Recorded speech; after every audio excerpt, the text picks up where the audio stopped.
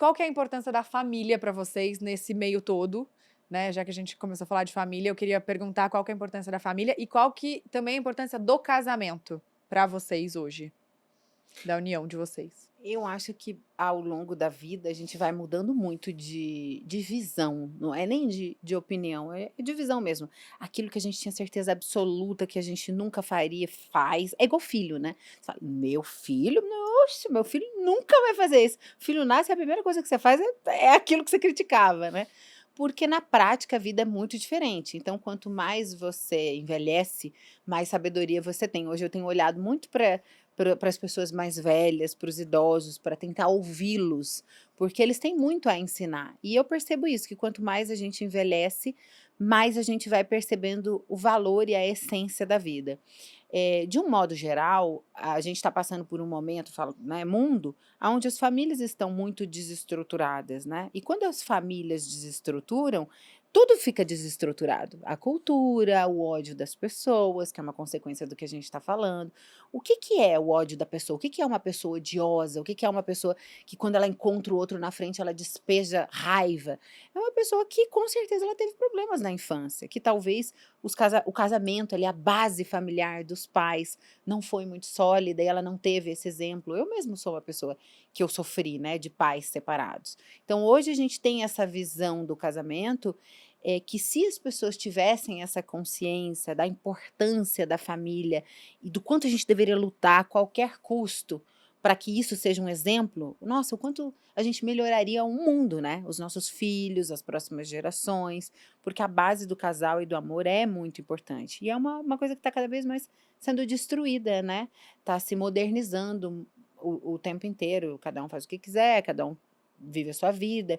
Só que também não é só sobre mim, não é só sobre ele, não é só sobre você, é sobre os nossos filhos. E senão a gente começa um movimento muito egoísta. E eu acho que a família você sai do eu e passa para essa evolução coletiva, de uma certa forma. Uhum. Mas você não pensava assim antes? Você acha que é o amadurecimento que te trouxe esse Eu entendimento? oscilei em alguns pensamentos, mas, eu sempre tive um desejo muito grande de casar e ser feliz para sempre. Eu acho que qualquer menina tem, por mais que não admita. Mas eu não via a minha avó casando e sendo feliz para sempre, eu não via a minha mãe casando e sendo feliz para sempre, muito pelo contrário. Eu via a repetição de traições e de sofrimentos, então eu já não acreditava mais no amor.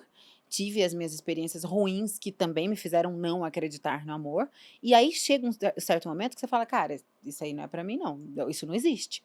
Todo homem é tudo igual e comigo não vai ser diferente", o que é muito triste, você passa a desacreditar na família, no amor, passa a ensinar os seus filhos a não acreditar na família e no amor, passa a repetir isso. Eu repetia muito nova que todo homem traía, porque a minha avó me dizia isso, minha mãe me dizia isso. Então, hoje eu, crio esse movimento ao contrário, e repito para mim mesma ao contrário, mas ainda é um movimento mais racional do que emocional. Vira e mexe meu emocional fala: será? Será que é isso mesmo?".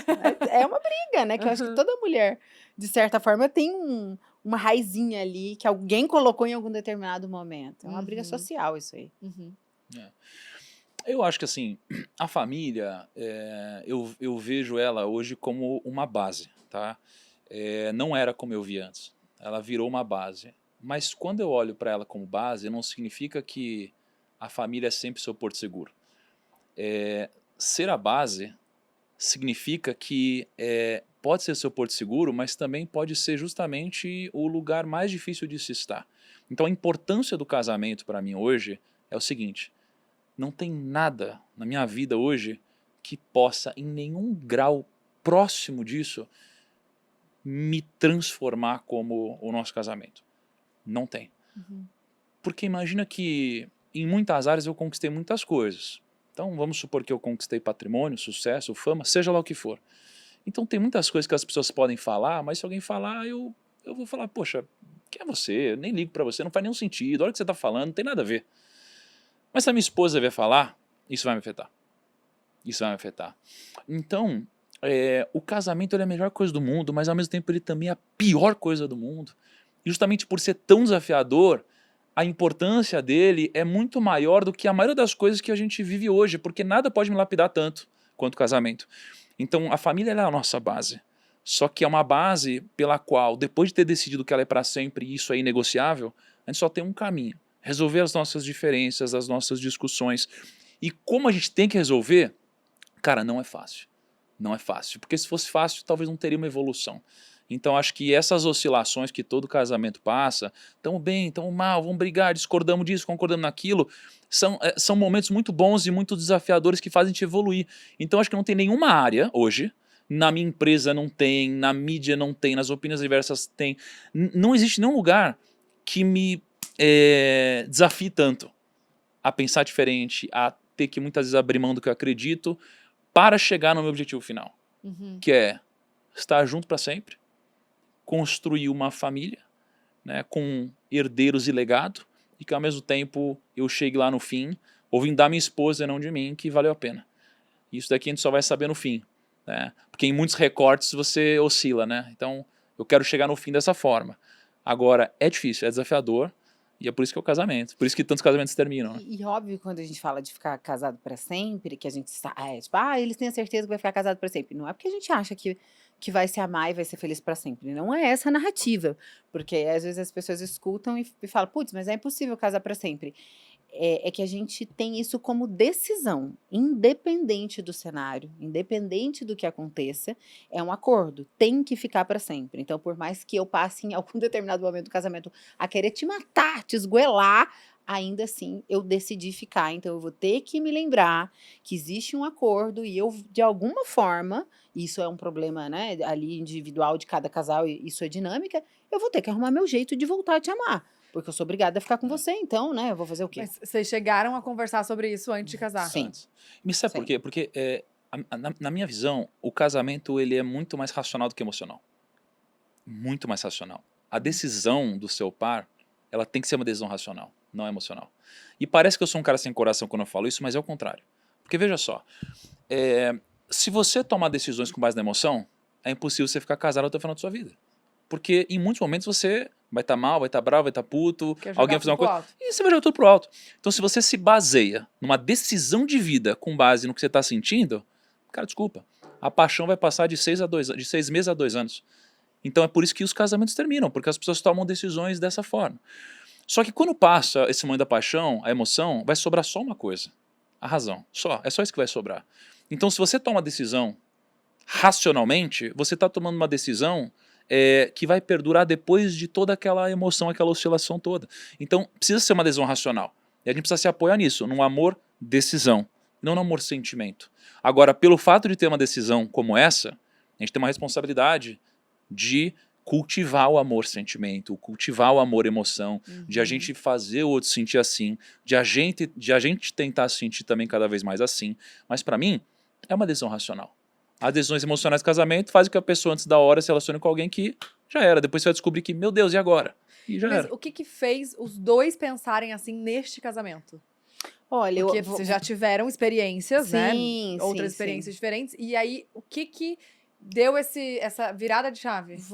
acho que a gente nunca nem conversou assim sobre essa decisão específica. Então, vou falar a minha visão, não sei se a dele é igual, né? Mas eu acredito que eu acredito em Deus recentemente, entre muitas aspas, é porque eu tenho 42, então, né, é recentemente. Eu não acreditava. E depois que eu tive uma irmã Amor, você tem com 41, Deus, amor. já vou fazer 42 agora. Nunca viu alguém Já. com 41 querendo andar pra cima? Mas eu sou assim. já tá Não, vai ali. demorar um pouquinho, não é agora. Setembro. Pelo amor de Deus, não gente. entendi é quase no final essa. do ano. Eu 41. Cara, eu sempre joguei minha idade pra cima. Eu não sei porquê. Eu sempre boto lá. Se é esse ano, eu já boto esse ano. E aí, depois que eu passei a acreditar em Deus, eu ressignifiquei muitas coisas. Não só o casamento, mas muitas coisas na minha vida. Mas o casamento, de fato, é uma base muito importante para a criação dos filhos, para a sua visão de mundo, para a sua segurança. Por exemplo, eu sempre fui o homem da minha própria vida. É muito exaustivo você ser a mulher, o homem, o pai, a mãe e tudo mais. Eu tenho 2 filhos, um de 23. Não foi fácil criar o meu filho de 23 sozinha. E uma mulher que sofre preconceitos há 20 anos atrás era muito mais difícil do que hoje. A gente escutava barbaridade, sofri muito abuso dentro de trabalho. Então eu passei por muitas dificuldades. Óbvio que eu adoraria ter um homem provedor, literalmente, que cuidasse da família, mas isso não aconteceu. Isso ficou no meu sonho ali de princesa. Então existia esse sonho, esse desejo. E aí, quando eu me frustrei, eu falei, quer saber, eu vou ficar sozinha pro resto da minha vida, não vou, Não se aceito não, mais. não aceito mais. E eu lembro que eu falei bastante sobre isso na internet na época, que eu fiquei solteira, eu falei, gente, eu não caso mais, a não ser que aparecer o príncipe da minha lista. E eu tinha feito uma lista, botei essa minha lista na internet, que o cara tinha que ser bonito, tinha que ser legal, tinha que ser inteligente, tinha que ser rico. Por quê? Era uma coisa que eu nunca colocava dentro dali das minhas prioridades do meu checklist. Mas eu percebi que, como eu tinha grana, isso era um problema. Porque quando você tem e o cara não tem, em algum determinado momento, isso pode virar, não significa que é uma regra, mas pode virar uma frustração. É porque ou você baixa o seu nível pra acompanhar ou você banca aquilo tudo. Exatamente. E aí uma mulher que banca um cara, o quanto isso bagunça uma masculinidade, isso é individual, não é regra, mas a grande maioria pode bagunçar. E aí aonde isso vai ter consequências? Em várias outras questões do relacionamento. Então é muito ruim mesmo. Então eu pensava, gente, para acompanhar meu ritmo de vida, as minhas viagens, o padrão que eu vivo na minha casa, tudo mais, eu quero um cara que com dinheiro sim, eu não quero ser o homem dessa relação para sempre. Então eu fui fazendo uma lista de com dinheiro, inteligente, divertido, simpático, porque eu não aguentava mau humor na minha vida. Eu odeio mau humor. Isso tem um negócio que eu odeio, é cara de cu. Ai, gente. Ai, Você eu já gosto acorda animada tanto. assim? Ai, eu não gosto de cara de cu. Eu gosto de Tá. ser feliz. Eu ia adorar casar com você assim. Ai, então tá bom. Sabe? Você sempre feliz, tá todo rindo. É maravilhoso. E aí eu falei, isso é um trem que eu quero na minha vida. Gente Sim. feliz. Então, tava muito difícil esse meu checklist.